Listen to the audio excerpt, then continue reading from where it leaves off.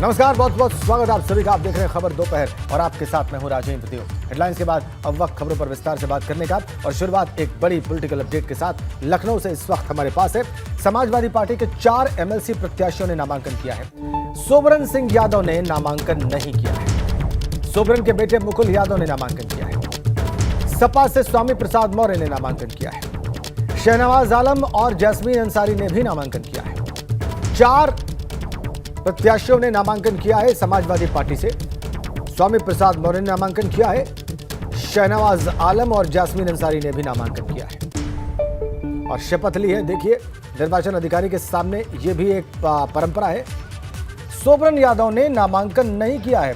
सोबरन के बेटे ने पर्चा भरा है।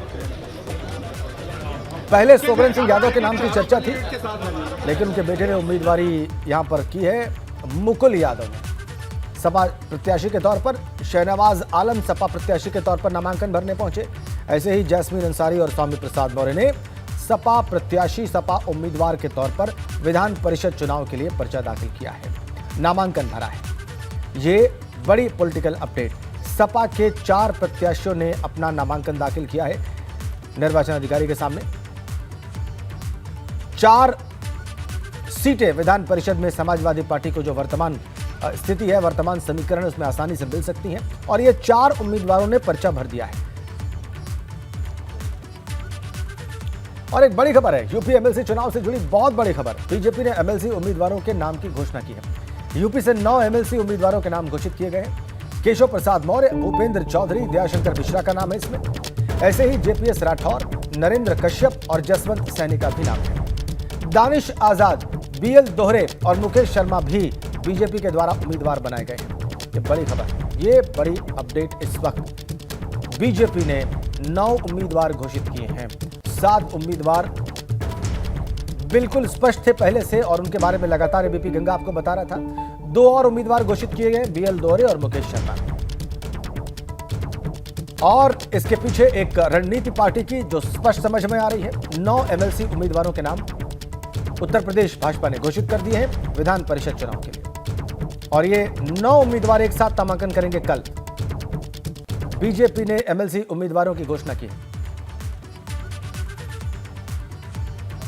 एमएलसी उम्मीदवारों के नामों की घोषणा की है बीजेपी ने।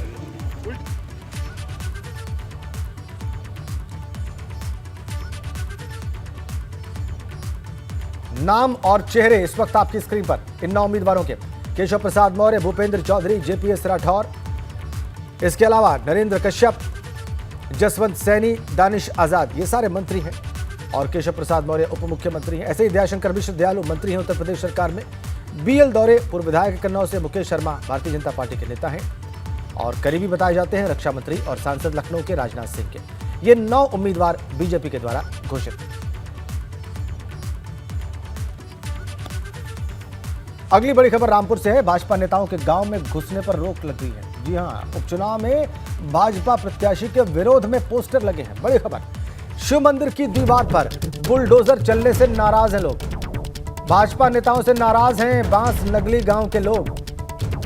शिव मंदिर पर बुलडोजर चलने से नाराज बताए जा रहे हैं। शिव मंदिर की दीवार पर बुलडोजर चलने से नाराज हैं। ये देखिए आप, क्या पोस्टर लगा है। भाजपा नेताओं के घुसने पर रोक लगा दी गई है। गांव में लोग नाराज, शिव मंदिर पर बुलडोजर चलने से। रामपुर से खबर, भाजपा नेताओं के गांव में घुसने पर रोक लग गई है।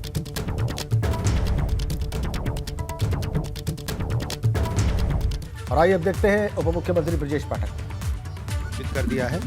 सभी प्रत्याशियों ने समाज में उत्कृष्ट कार्य किए हैं और बहुत ही मेहनती, ईमानदार, कर्मठ प्रत्याशी हैं और सभी भारी बहुमत से चुनाव जीतेंगे। समाजवादी पार्टी ने प्रत्याशी घोषित किए हैं, उसमें ज्यादातर आजम खान के खास लोग नजर आ रहे हैं। आजम खान के खास लोग हैं, समाजवादी पार्टी के कोई प्रत्याशी है।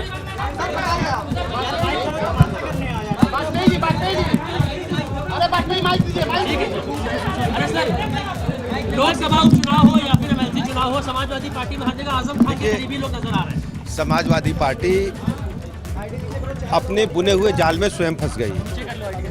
जिस ढंग से उन्होंने अराजकता को बढ़ावा दिया,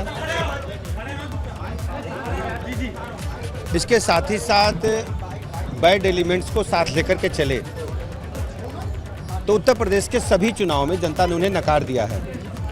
इन उपचुनाव में भी भारतीय जनता पार्टी के दोनों लोकसभा प्रत्याशी भारी बहुमत से चुनाव जीतेंगे, चाहे रामपुर हो और चाहे आजमगढ़ हो। दोनों जगह के आम जनमानस ने माना है कि आदरणीय प्रधानमंत्री नरेंद्र मोदी जी ने, आदरणीय मुख्यमंत्री योगी जी ने उत्तर प्रदेश के लिए बहुत बेहतर काम किया है और दोनों जनपदों में चतुर्मुखी विकास हुआ है। जो आदरणीय प्रधानमंत्री जी की गरीब कल्याण योजनाएं थी वो घर घर पहुंची हैं। आदरणीय योगी जी की जो लॉ एंड ऑर्डर था और जो योजनाएं थी वो घर घर पहुंची हैं। इसलिए मैं दावे के साथ कहता हूं कि रामपुर और आजमगढ़ में भारतीय जनता पार्टी इस बार झंडा बुलंदी की तरफ फहराएगी। दोनों प्रत्याशी हमारे भारी बहुमत से चुनाव जीतेंगे। अलकायदा की तरफ से एक पत्र जारी हुआ है जिसमें उत्तर प्रदेश को दहलाने की बात कही गई है। भाजपा के लोग तो देख लेंगे कि ऐसा नहीं है। देखिए, उत्तर प्रदेश राज्य में कानून का राज है। किसी भी स्थिति में कानून तोड़ने वालों को सड़क पर निकलने की इजाज़त नहीं है। हर स्थिति से निपटने के लिए हमारा पुलिस प्रशासन तैयार है। माननीय योगी जी के नेतृत्व में उत्तर प्रदेश में कानून का राज बहुत तेजी के साथ, मजबूती के साथ आगे बढ़ता रहेगा। ज्ञानवापी में जज को धमकी मिली है सर, जज को मारने की धमकी। देखिए, आप जो भी सूचना दे रहे हैं, क्योंकि ये गोपनीय मामले हैं और सरकार उनकी जांच करा रही है। उत्तर प्रदेश राज्य में सब लोग सुरक्षित हैं और किसी को भी सुरक्षा की चिंता करने की आवश्यकता नहीं है। ये हमारी जिम्मेदारी है, पुलिस प्रशासन की जिम्मेदारी है कि सब लोग सुरक्षित रहें और जहां कहीं भी कोई गड़बड़ी करेगा उसके खिलाफ हम कड़ी कार्रवाई करेंगे। कानपुर मामले में मुस्लिम पर्सनल लॉ बोर्ड का कहना है कि एक तरफा कार्रवाई हो रही है सिर्फ मुस्लिमों पर और किसी पर नहीं हो रही है। हम शुचिता के साथ, निष्पक्ष ढंग से, पारदर्शिता के साथ जो भी कानून तोड़ रहे हैं उनके खिलाफ हम कार्रवाई कर रहे हैं और ये भी सुनिश्चित कर रहे हैं कि निष्पक्ष कार्रवाई। हमारी सरकार प्रतिबद्धता के साथ उत्तर प्रदेश के जनता के हित के लिए काम कर रही है। भारतीय जनता पार्टी की रीतियों नीतियों में जो भरोसा करते हैं लोग, उन पर हमारा राष्ट्रीय नेतृत्व, प्रदेश नेतृत्व विचार करता है। ऐसे सभी लोगों का हम लगातार स्वागत करते हैं जो हमारी नीतियों रीतियों में भरोसा करते हैं। महान दल के केशव मौर्य भी नाराज नजर आ रहे हैं। अब विशेष रूप से तो मैं नहीं कह पाऊंगा, लेकिन मैं ये कहता हूं कि भारतीय संस्कृति के साथ, भारतीय जनता पार्टी की रीतियों नीतियों को लेकर के, राष्ट्रवाद के साथ जो भी व्यक्ति आता है हम उसका स्वागत करते हैं। स्पेसिफिक रूप से अभी मुझे कोई जानकारी नहीं है।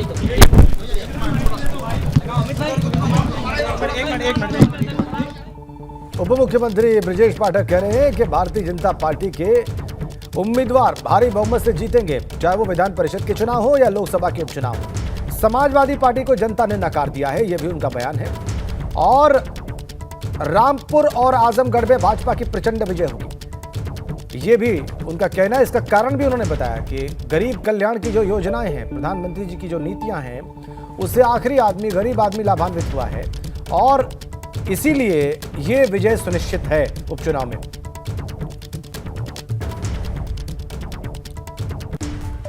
आगे बढ़ते हैं, एक और बड़ी अपडेट आपको दे दें कि समाजवादी पार्टी गठबंधन से अलग होगा महान दल।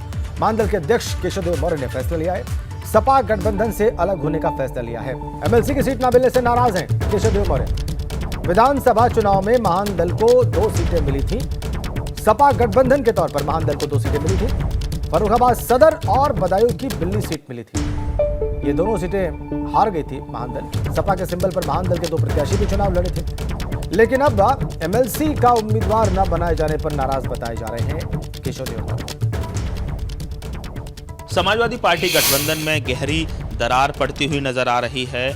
ऐसे में जब शिवपाल सिंह यादव ने अपनी राहें जुदा कर ली हैं, तो वहीं दूसरी तरफ केशव देव मौर्य महान दल के अध्यक्ष भी अब अखिलेश यादव से नाता तोड़ने जा रहे हैं। हमारे साथ हैं कि सर, एक दौर वो रहा कि जब आप लगातार कह रहे थे, लगातार आपका नारा भी था कि महान दल ने ठाना है समाजवादी सरकार लाना है, अखिलेश यादव को मुख्यमंत्री बनाना है, और अचानक से आप राहें जुदा कर रहे हैं। नाराज़गी की वजह क्या? देखिए, अचानक से कुछ नहीं होता। समाजवादी पार्टी गठबंधन में मुझे शुरू से ही सबसे अलग थलग रखा गया। जिस तरह जयंत जी को तवज्जो दी गई, उनकी रैलियां कराई गई, उनके साथ रथ यात्रा की गई, जिस प्रकार ओम प्रकाश राजभर जी को सम्मान दिया गया, जिस तरह इन सबको सीटें दी गई, कृष्णा पटेल तक सबको सीटें दी गई, मुझे नहीं दी गई। मैंने हमेशा आंख बंद करके समाजवादी पार्टी का और अखिलेश यादव जी का समर्थन किया, केवल इसलिए कि मैं भारतीय जनता पार्टी को रोकना चाहता था। लेकिन अपमान पर अपमान। मुझे याद है स्वामी प्रसाद मौर्य जी ज्वाइन किए जब भारतीय जनता पार्टी में, मैं समाजवादी पार्टी में भाजपा से आके, उस समय क्या मुझे नहीं बुलाया जा सकता? पूरे प्रदेश के मौर्य समाज के लीडर अखिलेश जी के साथ थे, तो मैं भी तो गठबंधन में था। क्या मुझे बुलाया जाता तो अपमान हो जाता अखिलेश यादव जी का या स्वामी जी का? मुझे भी तो बुलाया जा सकता था, लेकिन मुझे नहीं बुलाया गया। चुनाव के बाद सबको बुलाया गया। तो क्या माना जाए, स्वामी प्रसाद मौर्य को केशव देव मौर्य से ज़्यादा तवज्जो मिल रही है, ये वजह है नाराजगी? बिल्कुल मिल रही है। चुनाव में जिन क्षेत्रों में, जिन विधानसभाओं में महान दल का मजबूत संगठन था, वहाँ भी स्वामी प्रसाद मौर्य जी से रैली कराई गई और केशव देव मौर्य को अलग थलग रखा गया। मुझे केशव देव मौर्य का बयान आपने देखा, उनकी नाराजगी भी आपने समझी होगी। आगे बढ़ते हैं। कानपुर में उपद्रवियों पर नकेल कसने के लिए पुलिस अपने इंतजामों को और पुख्ता करती जा रही है। सद्भावना चौकी के पास 5 ड्रोन लगाए गए। इन्हें दादा मियां चौराहा, रूपम चौराहा, तलाक महल समेत अन्य जगहों पर लगाया जाएगा। एक ड्रोन से 8 किलोमीटर के एरिया को कवर किया जाएगा। कानपुर की नई सड़क में 3 जून को उपद्रव हुआ था, हिंसा हुई थी और इसकी निगरानी लगातार की जा रही है। अब कानपुर पुलिस ड्रोन से इसकी निगरानी कर रही है। आपको दिखाएं तस्वीर, इसी नई सड़क पर बवाल हुआ था, हिंसा हुई थी, पत्थरबाजी हुए थे, पत्थरबाजी के साथ साथ फायरिंग और बमबाजी भी हुई थी। तमाम अवैध इमारतें हैं जो ऊंची ऊंची इमारतों से पत्थर फेंके गए थे और उन ऊंची इमारतों पर अब निगरानी करने के लिए ड्रोन का इस्तेमाल किया जा रहा है। जो ड्रोन को संचालित कर रहे हैं उनसे बात कर लेते हैं। क्या नाम है आपका? सत्यम। सत्यम, ये जो ड्रोन है क्या किस लिए लाए हैं? मेन हम लोग यहाँ पे कवरेज करने के लिए आए हैं कि यहाँ पे क्या क्या हो रखा था बीते कुछ दिनों में, तो उसको यहाँ लोकल पुलिस ने हम लोग को बोला कि इसको कवर करने के लिए, तो बस हम लोग, हमारी टीम आई यहाँ पे कवर करने के लिए। क्या कवर होगा? जो कैमरा लगाया कितना देखेगा? मेन कैमरे की तो कोई रेंज नहीं है, आप इसको जहाँ तक ले जा सकते हो, पर ये है कि हाँ हेड टू हेड आपको जितना भी यहाँ का लोकल एरिया है वो पूरा दिख जाएगा। कितने किलोमीटर का रेंज कर लेगा कवर? मेन इसकी रेंज है 8 किलोमीटर। 8 किलोमीटर रेडियस में ये कहीं भी जा सकता है। 8 किलोमीटर तक इसको ऑपरेट कर सकते हैं। हाँ, ऑपरेट कहीं कर सकते हैं यानी आसपास के कई क्षेत्रों तक ये कवर हो जाएगा। जी जी जी जी जी। ये देखिए, ये ड्रोन है 8 किलोमीटर तक के आसपास के एरिया को ये कवर कर लेगा और नई सड़क रजबी रोड, तलाक महल और बेकनगंज, चमनगंज, दादा मियां चौराहा, यतीम खाना के आसपास का जो इलाका है, जो उपद्रवग्रस्त इलाका रहा है, जहां पर पत्थरबाजों ने माहौल बिगाड़ने में कोई कमी नहीं छोड़ी थी, ज़बरदस्त पत्थरबाजी की थी। ऐसे में अब ड्रोन का सहारा इन इलाकों में भी लिया जा रहा है। 8 किलोमीटर की रेंज है, यानी ये मान के चलिए कि पूरा एरिया कवर कर लिया जाएगा और इस ड्रोन के ज़रिए अब निगहबानी करी जाएगी। कोई भी व्यक्ति अगर शरारत करने की कोशिश करेगा तो उसकी शरारत को तुरंत कानपुर पुलिस पकड़ लेगी और उसको भी धर दबोचा जाएगा। कानपुर से कैमरामैन पंकज निगम के साथ रतीश त्रिवेदी, एबीपी गंगा। और वहीं कानपुर हिंसा और बवाल मामले में अब सोशल मीडिया पर वर्ग विशेष की दुकानों के बहिष्कार की मुहिम चल रही। टीम निजाम कुरैशी नाम के व्हाट्सएप ग्रुप में बहिष्कार संबंधी पोस्ट किए गए। और आपको बताएं कि इसी व्हाट्सएप ग्रुप के ग्रुप एडमिन सपा के तीनों विधायक भी हैं।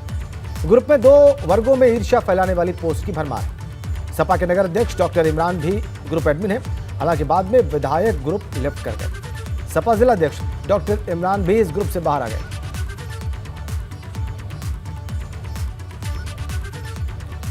और एक और बड़ी अपडेट दे दें कानपुर हिंसा मामले से जुड़ा हुआ। टीम निजाम कुरैशी ग्रुप में विवादित पोस्ट का मामला है। भाजपा विधायक सुरेंद्र मैथानी ने इस पर कड़ा एतराज जताया। पुलिस कमिश्नर विजय मीणा से सुरेंद्र मैथानी ने बातचीत की है। मैथानी ने कमिश्नर से जांच करके सख्त कार्रवाई की मांग की। सपा के तीनों विधायकों के खिलाफ जांच की मांग की गई। ग्रुप में एडमिन और सदस्य के रूप में मौजूद थे ये चारों समाजवादी पार्टी के नेता। जिस प्रकार से समाचार पत्रों में ये ध्यान में आया है कि हमारे समाजवादी पार्टी के जो भी विधायक हैं, अगर उन्होंने इस प्रकार की दंगे में किसी को भी व्हाट्सएप में एडमिन बन करके और किसी भी प्रकार के कानपुर के वातावरण को बिगाड़ने में यदि उनका हाथ हुआ, तो मैंने कमिश्नर महोदय से कानपुर से बात करी है और उनसे कहा है कि आप इसकी जांच कर लें और कानून संबद्ध कड़ी कार्रवाई इन पर होनी चाहिए। योगी सरकार में मंत्री दिनेश प्रताप सिंह ने कानपुर दंगे को साजिश करार दिया है कि लोकसभा चुनाव आने वाले हैं, उसको लेकर साजिश रची जा रही है। लेकिन योगी सरकार में कोई माहौल नहीं बिगाड़ा जा सकता। सरकार में मंत्री दिनेश प्रताप सिंह हमारे साथ बातचीत के लिए मौजूद है। सर, अगर बात करें तो समाजवादी पार्टी में कहीं ना कहीं अब फूट देखने को मिले, खासतौर से अगर बात करें शिवपाल यादव अब अलग अपनी चुनाव लड़ने की तैयारी कर रहे हैं, तो उनके सहयोगी दल है महान दल, उसने भी कह दिया कि हम अखिलेश के साथ नहीं रहेंगे। मेरे हिसाब से इस सवाल का जवाब उनसे पूछा जाता तो बेहतर था। शिवपाल यादव और अखिलेश यादव का विषय वो है, उन्हीं से पूछिए, टूट फूट उनके पास है, वो उनका दल है, उनका जाने। अगर हमारे दल के भीतर कोई विषय है तो आप हमको पूछिए, उनका पारिवारिक विषय है, उसमें मुझे टिप्पणी करने का कोई औचित्य महसूस नहीं होता।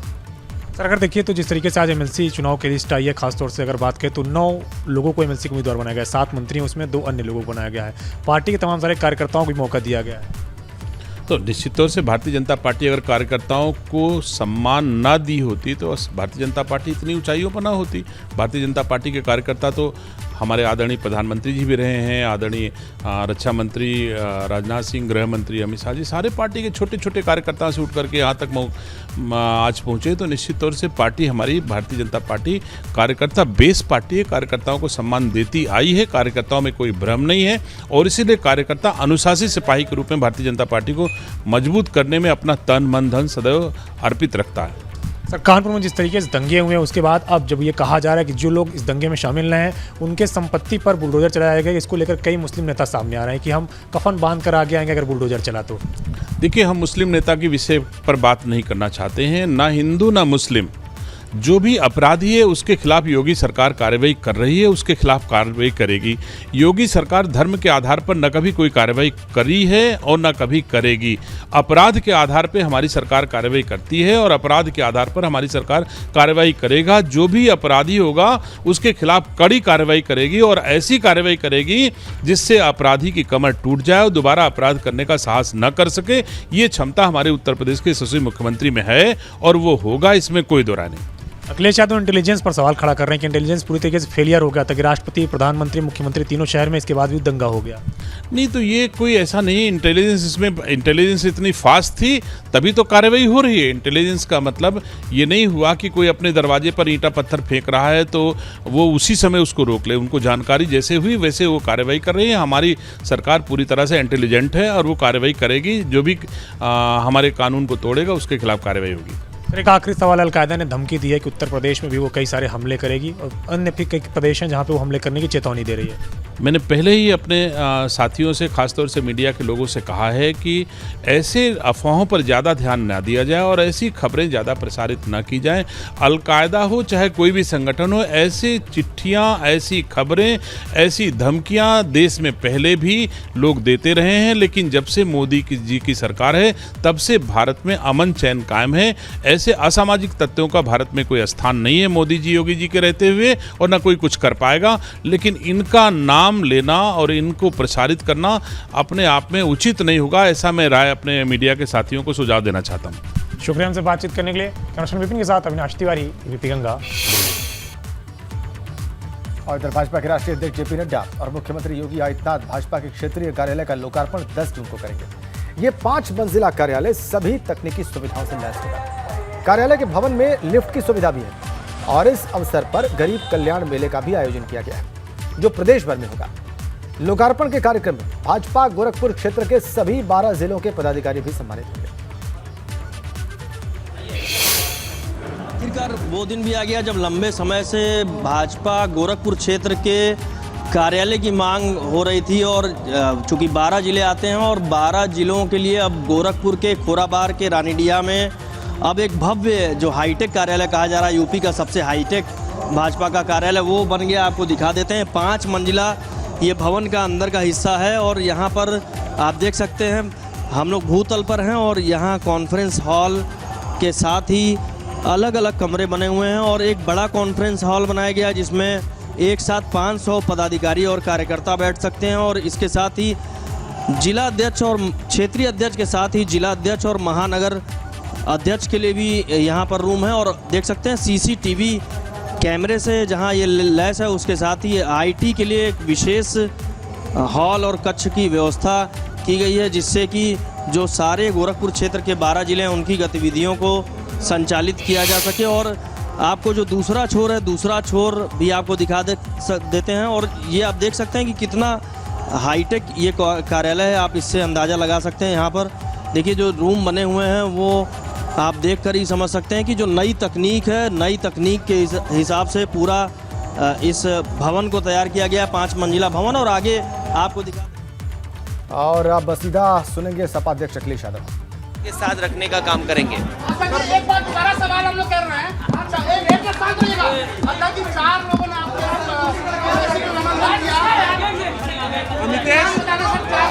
मैं चारों लोगों को बधाई देना चाहता हूं।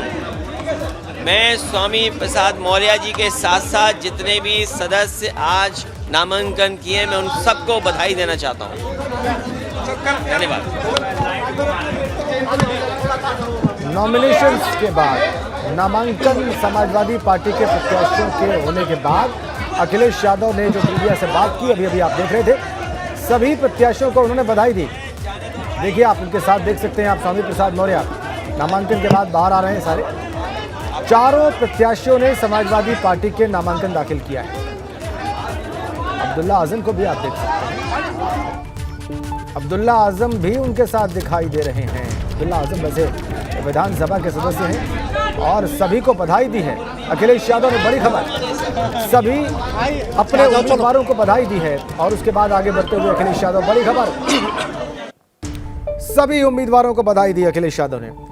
और उसके बाद आगे बढ़े हैं स्वामी प्रसाद मौर्य समेत सभी सदस्यों को बधाई, सभी उम्मीदवारों को बधाई।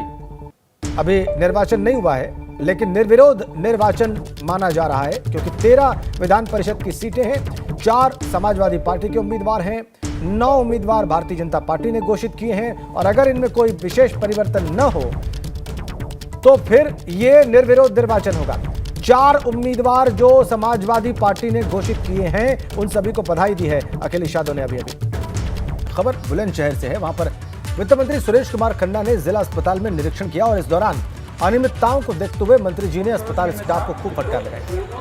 जिला अस्पताल में ओपीडी में सर्जन चिकित्सक द्वारा बहुत देर से एक व्यक्ति को डालने के मामले में मंत्री जी ने शिकायत पर मंत्री नाराज हुए, सीएमओ को फटकार लगाई, बोले गलत जानकारी देते हैं। बोले किससे बात कर रहे हैं आप?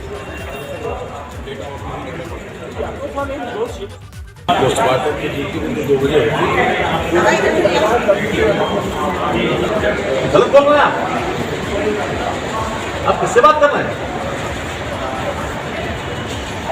सवेरे से पोस्टमार्टम होते हैं, बिल्कुल सवेरे से बहुत रेयर होते हैं। 2 बजे के बाद डॉक्टर जाते हैं पोस्टमार्टम, जब अस्पताल में ड्यूटी करने के बाद जाते हैं।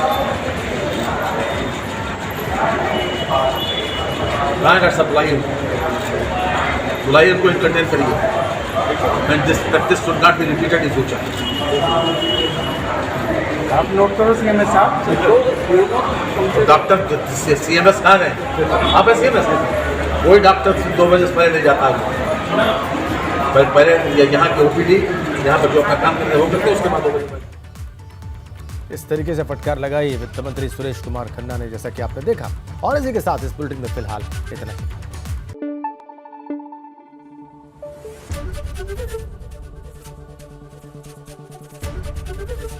एबीपी गंगा, खबर आपकी, जुबान आपकी।